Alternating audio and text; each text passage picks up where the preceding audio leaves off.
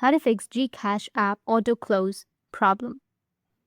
So if you want to fix your GCash app auto close problem, then what you need to do is first make sure that you have a stable internet connection.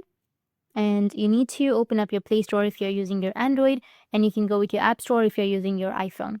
Now you need to go with search, and under search you need to search for GCash.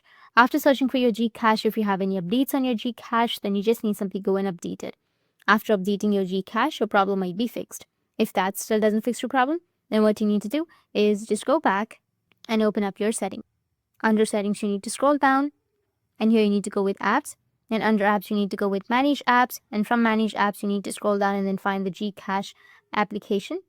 Once you find your GCash, you need to just scroll down and then go with clear data, which is on the bottom, and then go with clear cache. And after clearing your cache, your problem might be fixed.